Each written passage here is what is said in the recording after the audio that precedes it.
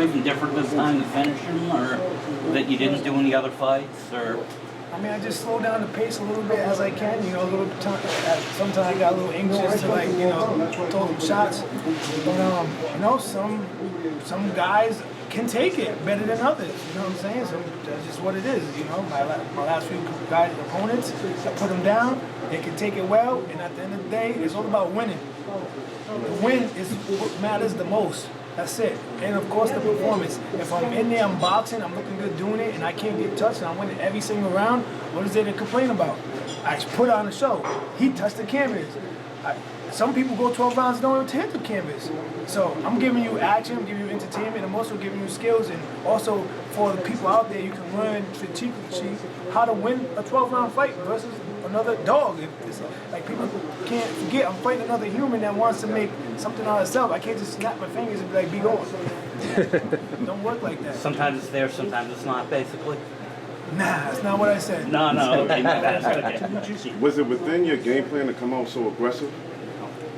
I mean, I thought I came out as putting pressure, smart pressure moving forward, and, you know, and waiting for the eyes to work, the IQ to come fall in, and start making the correct moves. Usually I just come out and start, you know, maybe throw punches, snapping punches, but this time I wanted to, like, do what I've been working on, that's get close and get to the body early. Demetrius, for these big fights that happen now, does it have to be pressure from everybody, well, your promoter, the fans as well, to make these fights happen? Yeah, of course, you know, I mean, who don't want to fight a horrible fighter? You know what I'm saying? Right. Who don't want to get a payday fighting that type of guy? So, I mean, why not push the envelope for that to happen? Do you have a plan to stay at 160 or go up to 68 anytime soon? I mean, you know, whatever makes sense, whatever, like, it's a good reason for me to go up there. I'm already having tough times getting guys in the ring, so it's like, what am I going up there for, and who am I going up there for, and what? You know, if I continue to make this weight, I'll continue to make it, and it comes down to, do I give up my belt to do what? Sit around and wait for a mandatory that will never show? You know what I'm saying? That's right. Politics is real out here. What do you think of Golovkin Murata fight? What do you think about it? You know, may the best man win. You know what I'm saying? Murata is tall, lanky, he knows how to fight. It's definitely going to be competition. Triple G, of course, knows how to, like, get in there, put well pressure, but he's getting older, and I'll fight either one of them guys. Eddie Hearn, just backstage, I was banging the drum for the Charlo fight. Is that the fight you want above all others right now? Nah, I mean, listen, I'm able and willing to get in there with whoever, but the real story is where I'm matching with on the zone, and it's already been office sent that way that hasn't came back, no counter offer, no nothing. I don't really know, you know, the full details, spay the labor pains, you know, what the babies do type shit. But like over here, we can just get straight to the point. Is it anybody that's like Billy Joe? If he comes back, he said, oh, the only way he'll come back is to fight me. And I've been dying to get that fight for a decade, it seems like. So whatever it takes, I'm willing to do, and I'm feeling good, and I'm just learning and getting more experience every time I step into the ring. So today was a good experience as far as what I wanted to do during training. Yeah. How rewarding is it for you that you can keep coming back home and getting responses like this? You even said, like, you expected the boos in the beginning, but that they'd be cheering for you in the end. And that's what happened. Now, of course, you know, I've been traveling for a long time. I've been traveling internationally for a long time since, like, young. I used to go out there, and all I used to scream was boo, boo, boo, boo, boo. And I'm like, yeah, boo, boo. Boo, boo. That's me, you tell me. Like, so either way, but at the end of the day, you know, I love the fans, I love the energy, and some people work with them, some people doesn't. But for me, it doesn't matter. It's me versus you, and that's all that matters. I can zone out anything and everything. So, but I'm glad that it was electrifying in there today.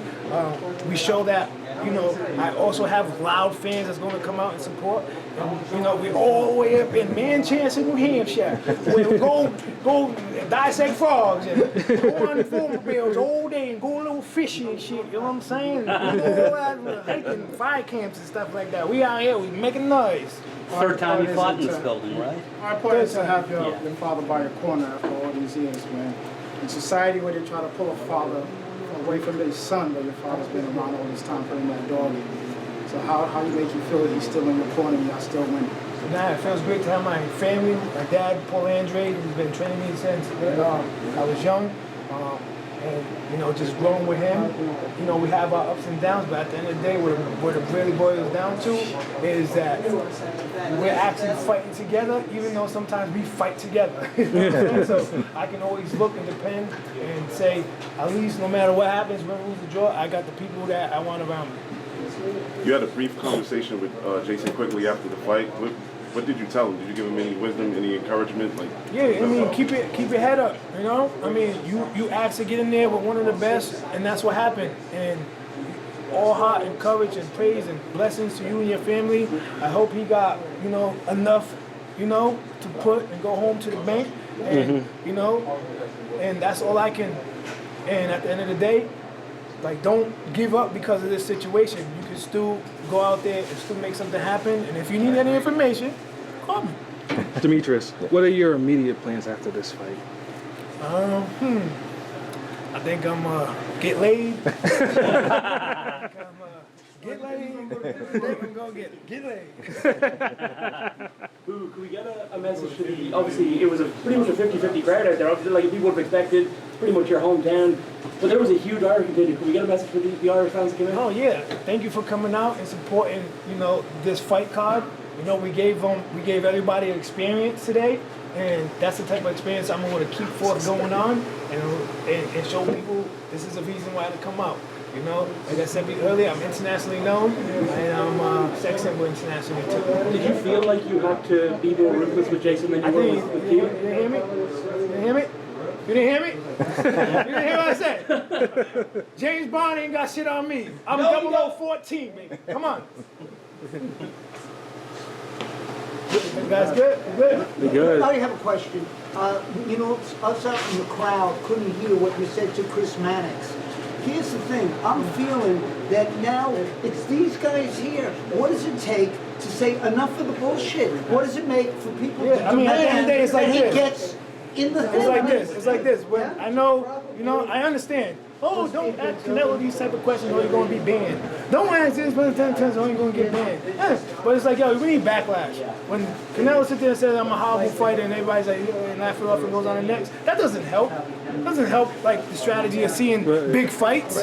How did that help? You guys, some people scared us to be like, what do you mean? Still, WBO champion. You won't say it to him. You guys go back and be like, I ain't caught up in chat. But at the end of the day, we need that interaction by self. I get drilled with it all the time. Whoa.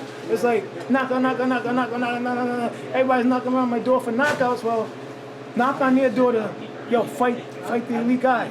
I was taking a crap, right? I was like, I gotta take a crap. I had my phone. And then I looked on IG and I see Canelo fighting some dude cruiser. I was like, that's crap. Now that's crap right there. That's some crap right there. And we allowing that. And it ain't the first time. Probably ain't gonna be the last time. I don't disrespect like him as a fighter, what he's doing and what his goals are, but it's like, look at who's doing it against. That's it. And we need to not so much praise, but also be like, yo, great job because you're doing something. Like I can appreciate your mindset, your goal to go do that, but you're doing it against like him. And be like, him. You champion? Yeah, you were champion. I'm gonna fight you. You know what I mean? He sees him, he's like, hey, I don't know about that guy right there. He knows some moves right there. You know what I'm saying? No, wee! Would you chase Canelo up to light heavy or even cruiserweight? It's not about me chasing anybody. It's about me performing and do what I need to do to let people know that I'm one of the best. That's it. And if it happens, it happens. But I'm not. I is one to say, yo, we need to fight each other. So that is a demand. Right. If we don't, then everybody else, not me, is sitting there, like I said, with their Canelo poster over their bedroom before they go to bed. Like, Canelo, please, pick me. Please, pray that you pick me. Like, yo, I understand, payday. But we're still going to get paid. We're still going to make millions of dollars fighting with me. A lot of them guys will get the most money fighting me. It ain't Canelo first, but if you don't get that, the highest next person is just a horrible fighter. No, you're just too good. That's what it is, man. I thought they called you tall, dark, and handsome. I am tall. black and dark and handsome. Listen, one of your loudest cheerleaders was your oldest brother. After the second round, after the knockout, we looked at each other and I asked him who's next, and he yelled Charlo, Charlo, Charlo. Do you have any messages for Jamal Charlo? I got no messages. The message is, whoever wants to fight, we can fight. However we gotta make things happen, make things happen. I'm here, I've been here, and that's it. It's not about him.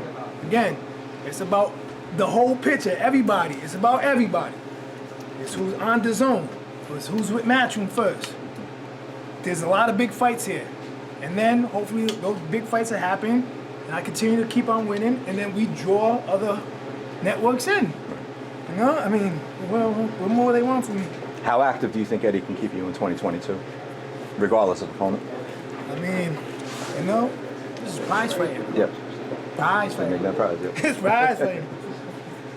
On a scale of 1 to 10, 1 being not happy at all, 10 being delighted, how do you feel with Eddie at the moment? I mean, listen, Eddie is doing a great job. He like bridged that gap between international and U.S. You know, me being able to fight guys from overseas and stop building the overseas name more, and the U.S. as well. But if I'm fighting an international guys, we're bringing crowds like this, loud, roaring people that want to see great fights. I'm all for that. At the end of the day, he can't force two dogs to fight. You know what I'm saying? It takes two. You know, Eddie Hearn maybe and Zone Matchroom maybe need to come up with a campaign to figure out how to get these guys in. But they're doing the best they can. When I signed with them, I had 4 fights in a row. Corona came. I fought maybe twice. No, Miami and then Corona and then Williams. Like, they're keeping me active. You know what I'm saying? They're trying to get the best people that's out there. I'm fighting some tough motherfuckers. This is not easy. It may look easy sometimes, whatever, but these guys is tough. They're hungry. But at the end of the day, you know, we can only put in the ring people that want to put in the ring. All right, good? Good. Thanks, man. Thank you. Cool. All right. You ain't got to go home? Thank you, boo-boo. You guys get the hell up out of here.